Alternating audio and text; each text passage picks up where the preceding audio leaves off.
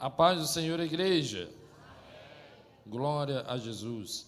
Irmãos, abram suas Bíblias, por gentileza, no Evangelho de Mateus, capítulo de número 16. Evangelho segundo escreveu Mateus, capítulo de número 16. Vamos ler dos versos de número 13 até o verso de número 23. Mateus 16, 13 ao 23. E chegando Jesus às partes de Cesareia de Filipe, interrogou os seus discípulos, dizendo: quem dizem os homens ser o Filho do Homem? E eles disseram: uns João Batista, outros Elias, e outros Jeremias ou um dos profetas. Disse-lhes ele: e vós, quem dizeis que eu sou? E Simão Pedro, respondendo, disse: tu és o Cristo, o Filho do Deus vivo. E Jesus, respondendo, disse-lhe: bem-aventurado és tu, Simão Bar-Jonas, porque não foi carne e sangue quem te revelou, mas meu Pai que está nos céus. Pois também eu te digo, tu és Pedro, e sobre esta pedra edificarei a minha igreja, e as portas do inferno não prevalecerão contra ela. E eu te darei as chaves do reino dos céus, e tudo o que ligares na terra será ligado nos céus, e tudo o que desligares na terra será desligado nos céus. Então mandou aos seus discípulos que a ninguém dissessem que ele era o Cristo. Desde então começou Jesus a mostrar aos seus discípulos que convinha ir a Jerusalém e padecer muito dos anciãos e dos principais dos sacerdotes e dos escribas, e ser morto, e ressuscitar ao terceiro dia. E Pedro, tomando-o de parte, começou a repreendê-lo, dizendo: Senhor, tem compaixão de ti, de modo nenhum te acontecerá isso. Ele, porém, voltando-se, disse a Pedro: para trás de mim, Satanás, que me serves de escândalo, porque não compreendes as coisas que são de Deus, mas só as que são dos homens. Glorificado, adorado seja o nome do Senhor Jesus. Os irmãos podem se assentar, louvando e adorando ao Senhor pela leitura da sua palavra. Glória a Deus por essa palavra. Meus irmãos, nós estamos diante de um texto bíblico, um dos mais famosos e talvez também um tanto controverso das Escrituras Sagradas, escrito pelo evangelista Mateus. Mateus, só para nós nos relembrarmos, Mateus é o Levi, aquele a quem Jesus chamou para ser seu discípulo, quando ele estava na coletoria de impostos, cobrando impostos, um publicano, cobrando impostos de Israel, do povo de Israel, para o Império Romano. Era um homem que estava a serviço de Roma e que talvez fosse mais um dentre tantos que eram vistos de forma muito negativa, de uma forma muito agressiva até. Por quê? Porque a fama dos publicanos, aqueles que eram os cobradores de impostos, dentre tantos outros impostos, os impostos que os publicanos cobravam não eram o único tipo de imposto cobrado por Roma. E esses publicanos, muitas vezes, quando eles estavam diante de situações em que havia uma sonegação de impostos, eles podiam contar com a ajuda do império, de soldados, de militares, para poderem ir à casa daqueles que estavam sonegando imposto e invadirem a casa e leiloarem o que tivesse lá dentro, muitas vezes até expulsando o morador de casa e tomando aquela casa para poder pagar e cumprir os impostos que tinham que ser pagos para Roma. Por isso os publicanos eram muito odiados porque eles não eram romanos. Os romanos eram odiados por si próprios, mas o ódio centrado ali nos publicanos era porque eles eram judeus, e fazendo isso contra outros irmãos judeus. Mas Jesus, que é Deus, que é soberano, que é todo amor, todo compaixão e misericórdia, ao passar certo dia na frente da coletoria e ver ali Levi cobrando impostos, Jesus só dá uma ordem para Levi: vem, segue-me.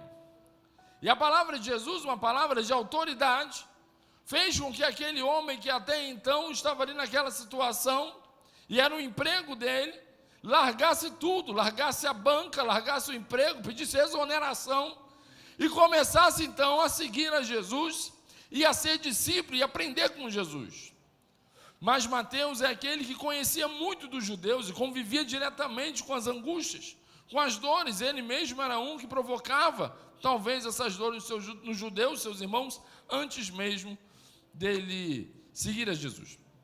Mas então agora, quando ele, já Jesus, tendo cumprido todo o seu ministério, morrido na cruz do Calvário, ressuscitado no terceiro dia, assunto aos céus, após o batismo do Espírito Santo, Mateus ele vai então escrever, aproximadamente no ano 70 depois de Cristo, o seu evangelho, o seu testemunho sobre Jesus. E esse evangelho, ele tem um destinatário, e os destinatários são os judeus, aqueles que aguardavam o Messias, e que por isso, o evangelho de Mateus é o evangelho que mais faz referência aos profetas do Antigo Testamento. Mas agora, nesse texto, algumas coisas nos chamam a atenção, e eu fui levado a esse texto, refletindo um pouco a respeito do que o nosso pastor presidente, nosso pastor Alexandre, tem convocado a igreja aí para o próximo ano, os desafios de 2024, que são os desafios tratando da unidade da igreja. E aí eu pensei, orei, enfim, Deus me direcionou a esse texto nesse final de tarde, na verdade. O texto começa dizendo o seguinte: e chegando Jesus às partes de Cesareia de Filipe. E a primeira coisa então que a gente precisa destacar é que Jesus estava conversando com seus discípulos aonde? Em Cesareia de Filipe. E aí a gente tem que pesquisar um pouco para descobrir onde é que ficava Cesareia de Filipe. Filipe era um descendente de Herodes, que ele também organizou uma cidade, como Herodes tinha organizado o templo, como outros filhos de Herodes também tinham organizado cidades e batizado para serem as suas cidades, ficar na memória que eles construíram naquelas cidades. Filipe Herodes também construiu uma cidade, organizou, urbanizou, colocou comércio, transformou aquela cidade ali tentando colocar ela como uma metrópole, para que muitos pudessem visitá-la, e essa cidade era Cesareia de Filipe. Não podia ser a outra Cesareia, porque a outra Cesareia é Cesareia marítima, mas essa era a Cesareia dele, homenageando e honrando ao César, ao imperador de Roma.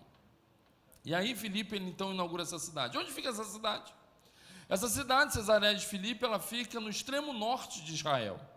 Quando nós pegamos o mapa, fica lá bem ao norte, quase chegando ali em Damasco, que já é Síria, né? Já é o território da Síria. E nessa parte do extremo norte de Israel, o que nos chama também a atenção é que ali ficava o pé do Monte Hermon. Ficava aos pés do Monte Hermon. E no Monte Hermon ficavam as nascentes do Rio Jordão.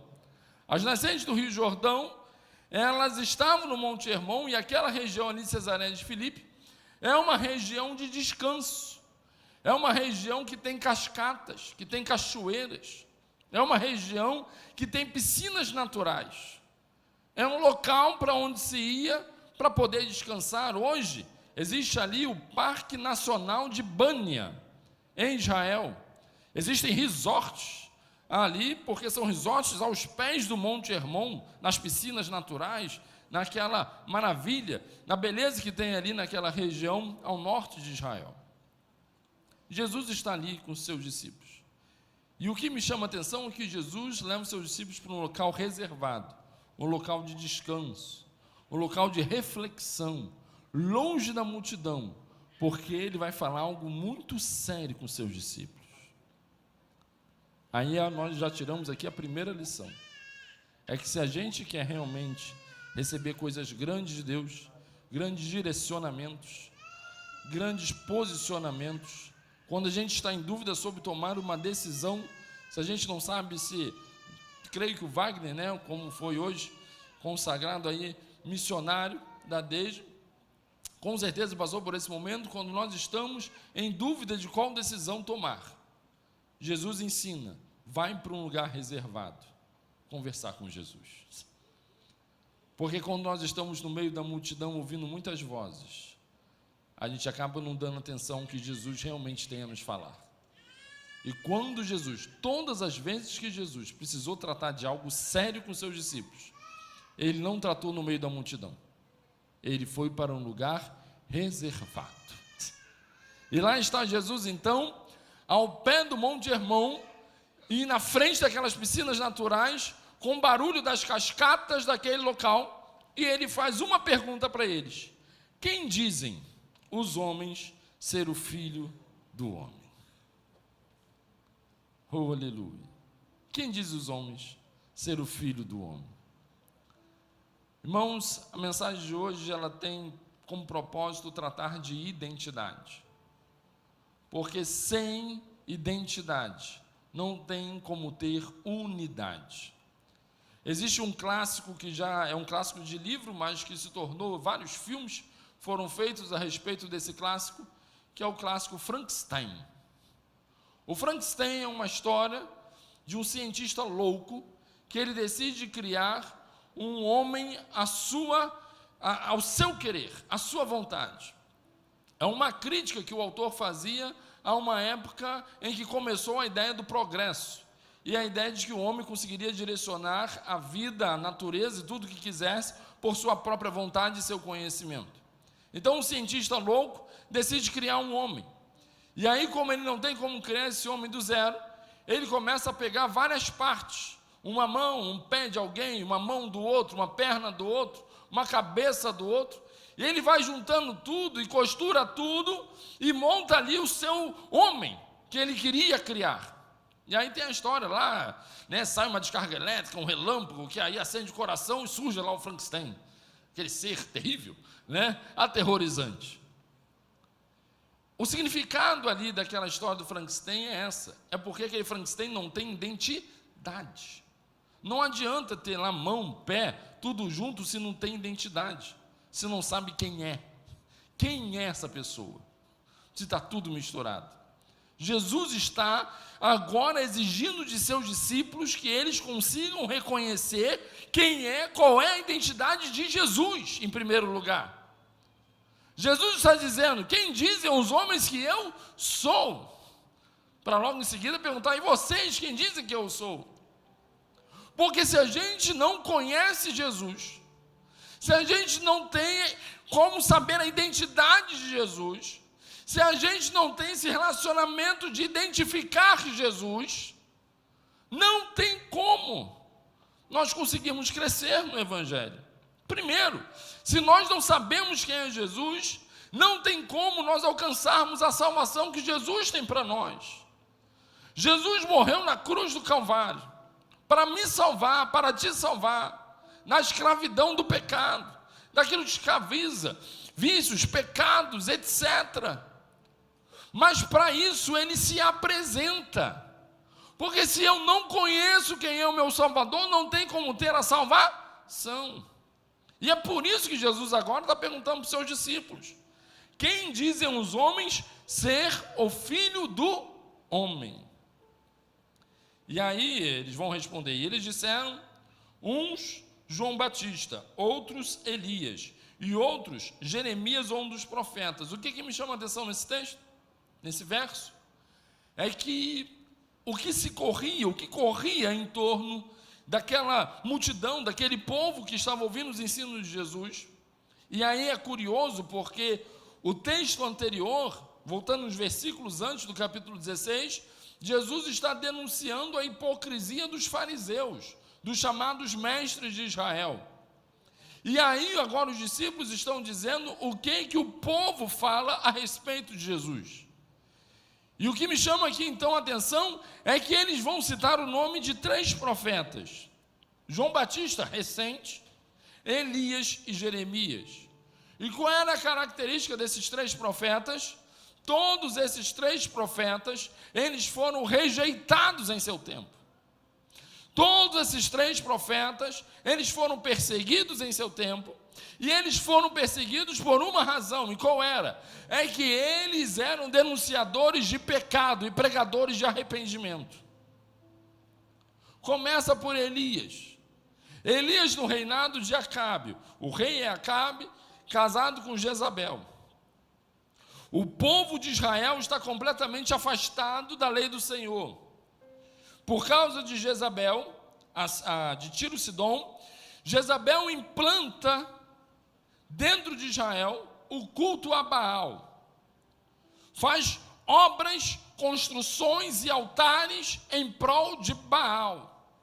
E aí Deus precisa levantar aquele que seria então o primeiro profeta de vários outros que seguiriam a Elias. Vem Eliseu, depois vem os profetas escritores e vários outros profetas. E Elias então é levantado com um propósito: denunciar o pecado de Israel, que havia se rendido a Baal, e declarar que o verdadeiro Deus era o Deus de Israel e não Baal. Mas ele foi perseguido. Elias não era super-homem.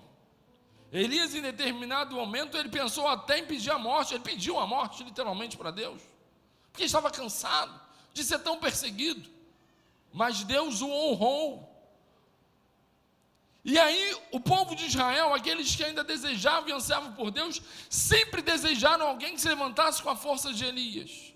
Os fiéis, até a profeta Malaquias, profetizar que Deus levantaria alguém com o espírito de Elias. E esse alguém era João Batista. Outro que profetizou no deserto contra o pecado de Israel, ali no início, um pouco antes de Jesus. E foi o homem escolhido por Deus para ser o homem da transição entre o Antigo e o Novo Testamento. Foi o último profeta do Antigo Testamento, da antiga aliança. Mas foi aquele que batizou o Senhor Jesus Cristo e conheceu o Messias. A grande honra que Deus deu para João Batista. E Jeremias, conhecido como profeta chorão, porque ninguém dava ouvidos ao que Jeremias pregava. Jeremias pregou, denunciou o pecado, mas ele sofreu diversas adversidades, perseguições. E agora o povo diz: olha só, esse Jesus, ele está pregando contra o pecado, e o que os discípulos estão dizendo, e que eles estão reproduzindo o que o povo diz, é que esse Jesus vai ser tão perseguido quanto esses profetas. Esse Jesus vai ser perseguido igualzinho os outros profetas. É isso que eles estão dizendo. É um profeta. Não só por causa das suas vestes, não só por causa do seu estilo, mas porque ele vai ter o mesmo fim dos outros profetas. E o povo talvez dissesse: poxa, legal, esse Jesus aí que surgiu, ele multiplica pão. Esse Jesus aí é legal, ele cura, né, os enfermos, expulsa demônio, mas é profeta, vai morrer que nem Jeremias, vai perder a cabeça que nem João Batista, vai morrer que nem tantos outros profetas, vai ser perseguido. Mas aí Jesus então, após essa apresentação dele, Jesus então pergunta para os seus discípulos: e vós, quem dizeis que eu sou? Olha só que interessante, Jesus não está preocupado nesse momento com o que o povo diz a respeito dele. Jesus está preocupado com o que os seus discípulos dizem a respeito dele. O que o mundo diz a respeito de Jesus, podem dizer o que eles quiserem dizer, ele continua sendo Deus. A pergunta que Jesus faz nesse texto para nós essa noite é: para nós, quem é Jesus? Para você, quem é Jesus? Para você que está aqui nessa noite, quem é Jesus? Ele é o seu Salvador nessa noite ou não? Ele é o teu Deus nessa noite ou não? Ele é o teu Senhor nessa noite ou não? Quem é Jesus para você nessa noite?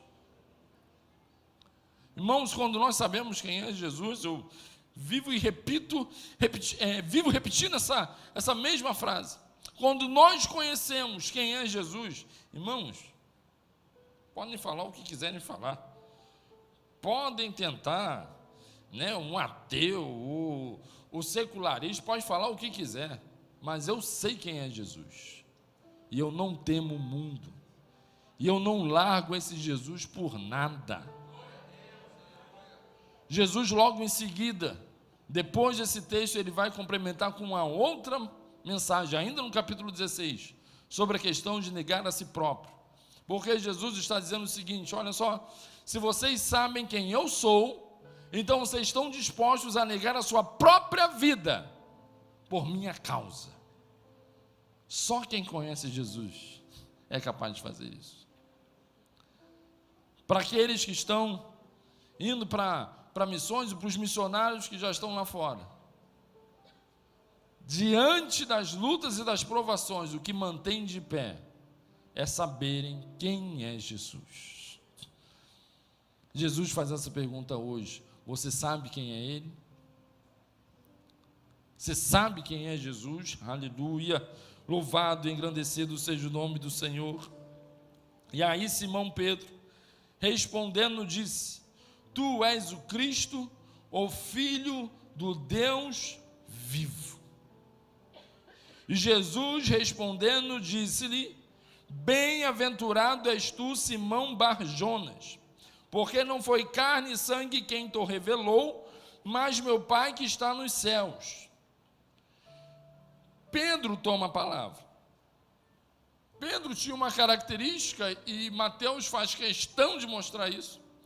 Pedro tinha uma característica, que ele era afoito. Pedro, o apóstolo Pedro, o discípulo aqui nesse momento, ele era alguém que não temia, ele ia e falava mesmo. Jesus está andando sobre o mar. Se tu és o Cristo mesmo, então fala para eu ir até você. Fala, então vem. E ele vai. Esse é Pedro. Estão agarrando Jesus, estão prendendo Jesus. Mas não sei o que ele estava com aquela espada lá, mas ele ainda tinha uma espada lá na cintura. E aí Pedro tira a espada, vou lutar. Inclusive, né, irmãos, ele acerta a orelha de Malco, mas ele acerta a orelha de Malco porque a Bíblia diz que estava escuro naquele momento. Porque a intenção de Pedro era acertar no pescoço mesmo, direto com aquela espada dele. Ele acaba acertando, errando, e vai na orelha de Malco. Eu não sei o que ele estava fazendo com aquela espada, mas estava lá a espada na cintura dele. Esse era Pedro. Pedro era um afoito, era o que ia, era intrépido, fazia muita besteira também, mas ele ia. Ele gostava de ser o primeiro. E então Pedro, ele faz a declaração de que Jesus Cristo, ele é o Filho do Deus vivo. Ele é o Cristo, significa que ele é o Messias. Pedro está dizendo aqui para Jesus: Jesus, eu sei que tudo aquilo que os profetas, que o povo diz que é o Senhor, tudo aquilo que os profetas disseram, tudo aquilo que eles profetizaram, tudo aquilo que eles prometeram que viria o Messias, eu sei que esse Messias é o Senhor. Você é o Messias, tu és o Messias, tu és o Filho do Deus vivo. E aí Jesus fala para Pedro: Pedro, não foi carne, não foi sangue, ou seja, não foi de você mesmo, não foi do seu intelecto, não foi do seu pensamento, mas foi o Espírito Santo que te revelou. Aleluia. Então, Jesus dizendo, naquele momento, que o Pai havia revelado para Pedro. Pedro, então, recebe de Jesus uma promessa. E essa promessa dizia: pois também eu te digo que tu és Pedro, e sobre esta pedra edificarei a minha igreja, e as portas do inferno não prevalecerão contra ela. Agora, eu queria que você abrisse aí a sua Bíblia, se o pessoal da mídia tiver ainda aí ligado, abra em Salmos, de número 133, e você vai começar a entender essa mensagem aqui agora. Salmos de número 133, você vai começar a entender por que Jesus está dando esse ensino ali ao pé do Monte Hermon, por que Jesus está naquele local, naquele momento, fazendo esse discurso aos seus discípulos. Salmo 133 diz assim: ó, quão bom e quão suave é que os irmãos vivam em união. É como óleo precioso sobre a cabeça que desce sobre a barba de Arão e desce a orla de suas vestes. Fala a respeito da consagração sacerdotal. E olha o verso de número 3. Como o orvalho do Hermon, que desce sobre os montes de Sião, porque ali o Senhor ordena a bênção e a vida para sempre. Você entendeu o que Jesus está fazendo? Jesus leva eles para o local para fazer a menção, fazer a referência a um texto do Antigo Testamento.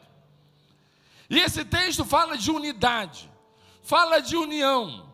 Ele separa os seus discípulos mais chegados, para no pé daquele monte, Jesus então declarar que tu és Pedro, e sobre esta pedra edificarei a minha igreja. Igreja fala de união. Igreja fala sobre irmãos que vivem em união. E esses irmãos que vivem em união, essa igreja que ela é unida, ela é como o orvalho que desce sobre o monte Hermon.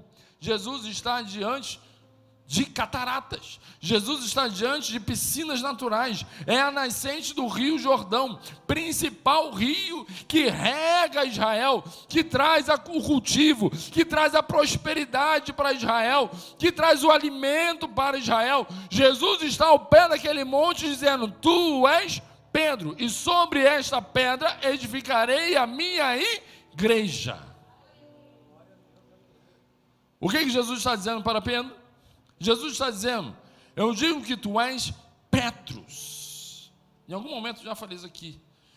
Eu digo que tu és Petrus, no original, Petrus. O que significa Petrus? Significa fragmentos de rocha, pedras, pedrinhas, fragmentos de rocha. Eu te digo que tu és Petrus, e sobre esta pedra.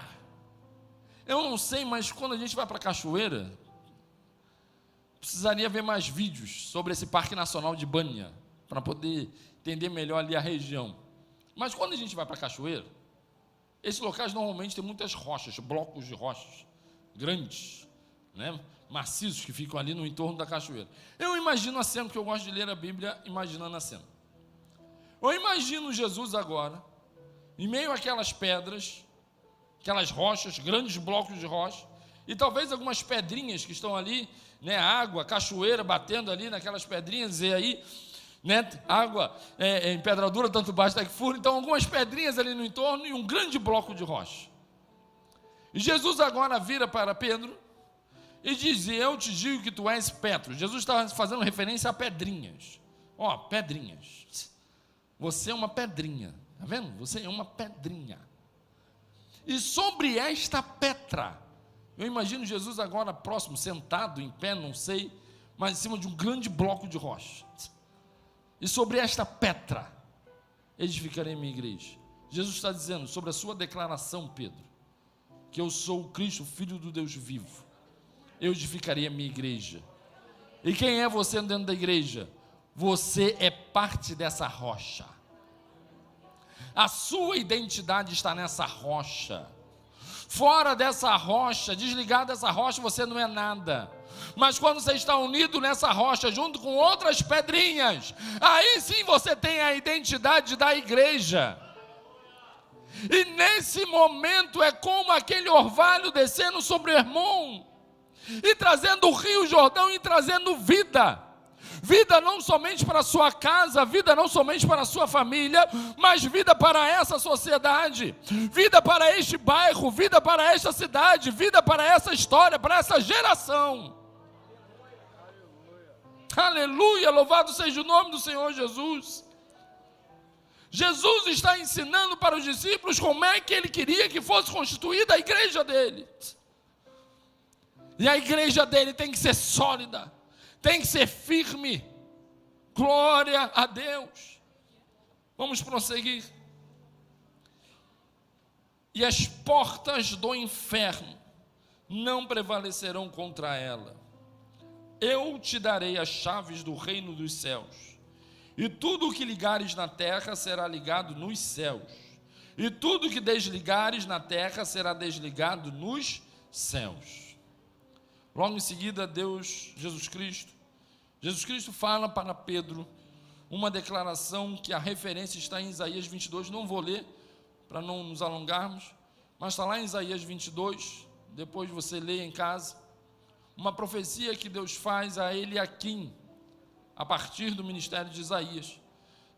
Deus entrega uma profecia para Eliaquim, sobre a demissão do tesoureiro Sebna, e a elevação, a exaltação ao cargo de mordomo real a Eliaquim. E aí, essa passagem está em Isaías 22, na profecia a Eliaquim. O que significa dizer isso? Jesus está referindo-se a uma passagem do Antigo Testamento dizendo: aqueles que eram os responsáveis pela mordomia, pela administração do reino, nesse momento estão dando espaço, porque não creram, para a igreja do Senhor Jesus. Ou seja, essa chave significa a mordomia do reino, significa a administração do reino. Quem tinha as chaves não era o rei que reinava. Quem tinha as chaves do palácio, do castelo, da despensa, quem tinha as chaves dos tesouros era o mordomo real. Jesus está dizendo para Pedro, e a partir de Pedro, quando a gente vê lá em Mateus 18, repete para todos, Jesus está dizendo: vocês são Petros, vocês são pequenas pedrinhas. A partir de Pedro significava uma hierarquia, porque quando a gente entra em Atos dos Apóstolos, é a partir de Pedro que nós temos a primeira pregação pentecostal, e é o primeiro líder da igreja. Não é o primeiro papa, e nem estava em Roma, né? Mas é o primeiro líder ali em Atos. Então tinha uma questão ali de hierarquia a partir de Pedro, ser o primeiro, depois a todos. Porque Jesus está dizendo: vocês são mordomos do reino. Em vocês, em cada um de nós, nós temos a chave do palácio. Nós temos a chave da despensa. O que isso significa? Às vezes nós, enquanto crentes, reclamamos demais porque a gente não está recebendo bênção. Às vezes, enquanto crentes, nós estamos reclamando demais porque parece que Deus não está olhando para a gente. Às vezes, quando crente, a gente está reclamando demais da luta, e Jesus está dizendo: eu te dei a chave do palácio inteiro, por que você está reclamando? Você foi chamado como mordomo desse palácio real. A bênção já está sobre você, aleluia, oh glória a Deus. Deus não nos deixa em falta, Deus é o nosso socorro presente, Deus é aquele que intervém, mas nós temos que crer, aleluia, que nós somos dispenseiros nesse reino, e cumprimos a nossa função, porque se o mordomo começa a se sentir dono do local, lá em Isaías 22 fala sobre Sebna, que foi despedido, destituído do cargo, é de Deus. Tudo é para Deus, tudo que eu faço é para a glória de Deus, tudo que eu sou é para a glória, para a adoração a Deus. Mas uma vez que eu entendo isso, eu passo a ser a canal, eu passo a ser um mordomo. Ou seja, quando Deus quer abençoar alguém, Ele vem através de você, você vai ser o canal, aleluia. Deus hoje está chamando pessoas para terem esse compromisso com Ele. Aquele que ainda não se salvou, que venha reconhecer o Senhor Jesus como seu Salvador nessa noite, e aquele que já encontrou a salvação, mas às vezes ainda não entendeu o seu papel. Deus está te chamando, assuma o seu papel hoje de mordomo desse palácio.